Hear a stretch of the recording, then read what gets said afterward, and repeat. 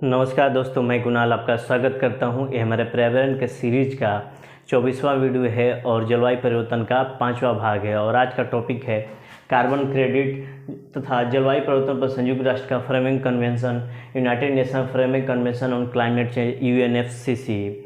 1992 में जो पृथ्वी सम्मेलन रियो दी जेनेरियो में संपन्न हुआ, वहाँ पर 3 समझौते हुए थे जिसका संबंध मरुस्थलीकरण, जैव विविधता तथा जलवायु परिवर्तन से था।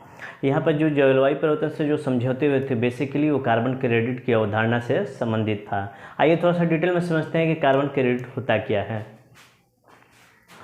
कार्बन जो होता है ग्लोबल वार्मिंग के लिए जिम्मेदार कारकों में से सबसे प्रमुख कारकों में से एक है। हमने पढ़ा था इसे पिछले वाले अध्याय या पिछले वाले लेक्चर में। हमने देखा था कि कैसे कार्बन के कारण ग्लोबल वार्मिंग की घटनाएं हो रही है और टेम्परेचर में वृद्धि हो रही है। इसका प्रभाव क्लाइमेट चेंज के रूप में हमें दिखाई दे रहा है। सन 1992 के रियो दी जेनेरियो में 3 समझौते हुए थे जिसका संबंध जलवायु परिवर्तन, जैव विविधता तथा मरुस्थलीकरण से था। यहाँ पर जो जलवायु परिवर्तन समझौते में बेसिकली यहाँ पर कार्बन क्रेडिट की अवधारणा दी गई थी। इसके बाद 1997 में क्योटो प्रोटोकॉल आया। इसके अंतर्गत दुनिया के सभी देशों को 3 भागों में बांटा गया था, जिसके अंतर्गत पहला भाग है Annex 1, जहाँ पर विकसित देशों को रखा गया, जहाँ पर औद्योगिक दृष्टि से बहुत आगे बढ़े हुए देशों को रखा गया। यानी कि वे देश जो औद्योगिक दृष्टि से बहुत आगे बढ़े हुए हैं वो Annex 1 देश में आएंगे, यानी कि सबसे ज़्यादा ये कार्बन का उत्सर्जन करते हैं। दूसरा अपना है Annex 2, जिसमें विकसित देश आते हैं। पूर्वी यूरोप को हटाकर, पूर्वी यूरोप के जो भी देश हैं उसको हटाकर Annex 2 में रखा जाता है। तथा Annex 3 देश को विकासशील देश कहते हैं। इन दोनों के मुकाबले Annex 1 और Annex 2 के मुकाबले कम कार्बन ये पैदा करते हैं। क्योंकि कार्बन ये पैदा भी करते हैं तो इनके पास वनों की संख्या बहुत ज़्यादा है। इस कारण से क्या होता है, कार्बन को आसानी से अवशोषित कर लेते हैं। इसलिए ग्लोबल वार्मिंग के लिए जिम्मेदार समूह के रूप में Annex 1 और Annex 2 यानी कि विकसित देश होते हैं।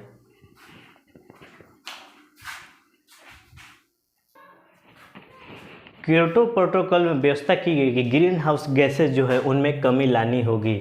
इसके लिए 2 फेजेज निर्धारित किए गए। फेज 1 जो 1997 से 2012 तक था और फेज़ 2 2012 से 2020 के बीच में था। इसमें कहा गया कि कार्बन के उत्सर्जन में 5.2% की कमी लाई जाए। इसका बेंचमार्क 1990 को निर्धारित किया गया। 1990 में कोई भी देश अपने यहाँ जितना कार्बन उत्सर्जित कर रहा था उसमें 5.2% की कमी लाई जाए। इसके लिए उद्योगों को कम किया जाए तथा तकनीक या टेक्नोलॉजी लाई जाए जिसमें कार्बन का उत्सर्जन कम से कम हो। क्योटो प्रोटोकॉल में सीमा का निर्धारित की गई थी कि उत्सर्जन की मात्रा को, एक जो भी कार्बन के उत्सर्जन की मात्रा उसकी सीमा को निर्धारित की गई थी और ये सीमा बाध्यकारी थी। तो आप करेंगे क्या इसके लिए? तो उपाय के अंतर्गत बताया है कि आप अपने राष्ट्रीय स्तर पर इसकी व्यवस्था कीजिए। उत्सर्जित कार्बन के अधिग्रहण की व्यवस्था कीजिए।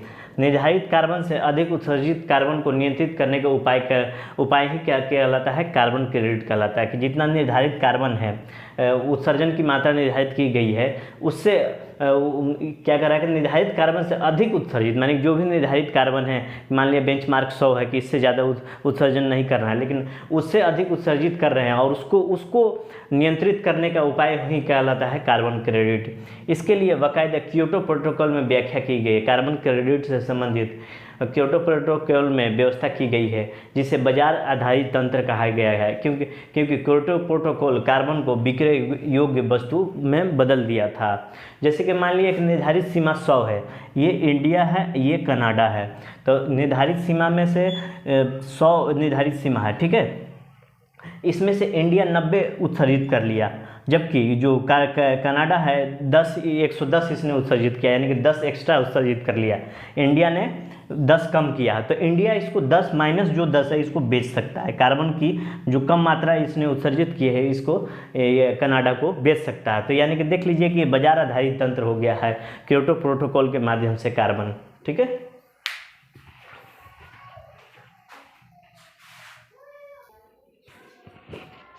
कार्बन क्रेडिट के अंतर्गत कार्बन विक्रय योग्य वस्तु होने के कारण कम से कम कार्बन का उत्सर्जन करेगा एवं दूसरे देश अधिक कार्बन का उत्सर्जन करने के कारण भुगतान की दर से कम उत्सर्जन करेंगे। ग्रीन हाउस गैस में CO2 ग्लोबल वार्मिंग के लिए सबसे ज़्यादा जिम्मेदार है, इसलिए इसे ग्रीन हाउस ट्रेडिंग की जगह कार्बन ट्रेडिंग कहा जाने लगा। ये जो कार्बन ट्रेडिंग है, इस तरह से एक फ्लो मार्केट से देख सकते हैं, फ्लो चार्ट से देख सकते हैं ये कार्बन मार्केट है। यहाँ से कार्बन का प्रोडक्शन होता है और CO2 के रूप में होता है, ठीक है। ये कोई कस्टमर होता है, एक सेलर होता है, उसके बाद एक बायर होता है। बायर मतलब खरीदार होता है, यानी कि जो अधिक कार्बन का उत्सर्जन करेंगे एक बेंचमार्क के बाद, वो कार्बन का खरीदारी करेंगे, ये जो कम उत्सर्जित किए हुए हैं, तो यानी कि उसका भुगतान डॉलर में करेंगे। तो ये मैंने थोड़ा सा फ्लो चार्ट बना दिया है कार्बन व्यापार का। तो ग्रीन हाउस गैस में CO2 ग्लोबल वार्मिंग के लिए सबसे ज़्यादा जिम्मेदार है, इसलिए इसे ग्रीन हाउस ट्रेडिंग की जगह ग्लोबल ट्रेडिंग कहा जाने लगा, कार्बन ट्रेडिंग कहा जाने लगा। कार्बन के लिए भी कार्बन स्टॉक एक्सचेंज बने हुए, जैसे रुपयों के लिए जो बॉम्बे स्टॉक एक्सचेंज शेयर मार्केटों के लिए है, उसी तरह कार्बन के लिए कार्बन स्टॉक एक्सचेंज बने हुए हैं, जिसमें अपना पहला है शिकागो क्लाइमेट एक्सचेंज, दूसरा है multi commodity exchange of India, तीसरा है यूरोपियन क्लाइमेट एक्सचेंज, यानी कि इंडिया में भी है multi commodity exchange of India. इसके बाद जब देखेंगे भारत से कार्बन खरीदने वाले देशों में यूरोपीय देश ज़्यादा है, जापान, ऑस्ट्रेलिया और कनाडा, क्योंकि भारत बहुत कम कार्बन का उत्सर्जन करता है। कार्बन को वस्तु बना दी गई है और जो देश सीमा से कार्बन का अधिक उत्सर्जन कर रहे हैं, यह देश उन देशों से कार्बन की खरीदारी कर सकते हैं जो सीमा से कम का उत्सर्जन करेंगे। यही अपना कार्बन व्यापार, कार्बन क्रेडिट कहलाता है।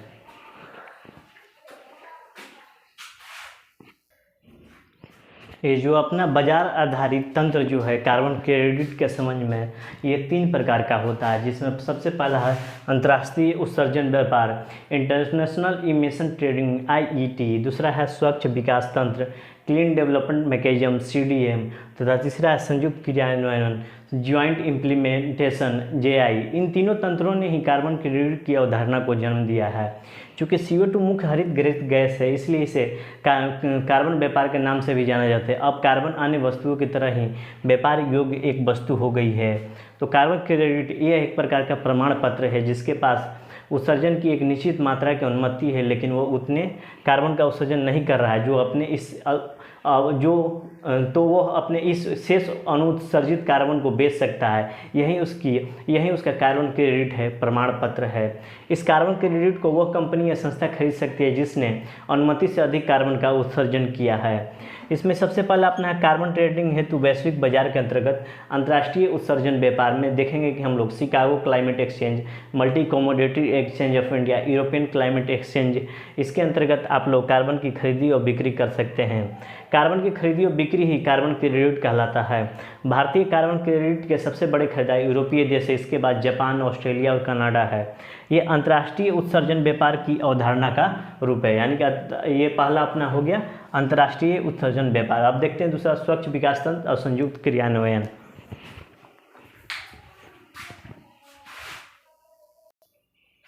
कार्बन क्रेडिट का अपना दूसरा तंत्र है स्वच्छ विकास तंत्र। यह तंत्र मानकीकृत उत्सर्जन reduction, standardised emission reduction CER के सिद्धांत पर काम करता है। ये कार्बन क्रेडिट की इकाई का एक प्रकार है। इसे स्वच्छ विकास तंत्र से संबंधित संस्थान जारी करते हैं, यानी कि स्वच्छ विकास तंत्र से संबंधित जो भी संस्थान हुए इसे जारी करते हैं। इसके अंतर्गत Annex 1 के विकसित राष्ट्र विकासशील देशों की उत्सर्जन कम करने संबंधी परियोजनाओं में वित्तीय एवं तकनीकी सहायता करके इस इकाई को खरीद सकते हैं। उदाहरण के रूप में सौर पार्क के लिए वित्तीय संकट से जूझ रहे देशों की सहायता करें। दूसरा है इसे समायोजन व्यापार, ऑफसेट ट्रेडिंग कहा जाता है। इसे किसी भी देश द्वारा किसी दूसरे देश के कार्बन प्रोडक्ट्स जो कम मात्रा में हरित गृह गैस उत्पन्न करती है में निवेश करके अर्जित किया जा सकता है। यह एक प्रकार से हरित गृह गैसों के उत्सर्जन में कमी लाने हेतु वित्तीय प्रोत्साहन है। अगला है संयुक्त क्रियान्वयन, ज्वाइंट इम्प्लीमेंटेशन। यह प्रणाली हरित गृह गैसों के उत्सर्जन में कटौती करने तथा उसे नियंत्रित करने के लिए प्रतिबद्ध किसी विकासशील देश को किसी दूसरे विकसित देश की उत्सर्जन कटौती या उत्सर्जन निष्कासन परियोजनाओं में निवेश के माध्यम से उत्सर्जन कटौती इकाई उपार्जित करने की अनुमति देता है। एक थोड़ा सा टिप लेते हैं कि दुनिया के 10 सबसे बड़े CO2 उत्सर्जित करने वाले देश कुल उत्सर्जन का 67.6% उत्सर्जित करते हैं। अकेले चीन का ही उत्सर्जन कुल प्रदूषण का 30% है, जबकि USA का कुल का 15%, जबकि भारत 7% उत्सर्जित करता है। वहीं पर रसिया 5% और जापान 4% कुल प्रदूषण उत्सर्जित करता है। ठीक है, तो आज भर के लिए इतना ही। कल हम लोग UNFCCC देखेंगे क्योंकि लेक्चर बड़ा होते चला जाएगा। छोटे छोटे लेक्चर में हम लोग पढ़ेंगे तो थोड़ा सा रोचकता बनी रहेगी। ठीक है, तो ठीक है, आज भर के लिए इतना ही। आपके सहयोग के लिए धन्यवाद। नमस्कार, जय हिंद।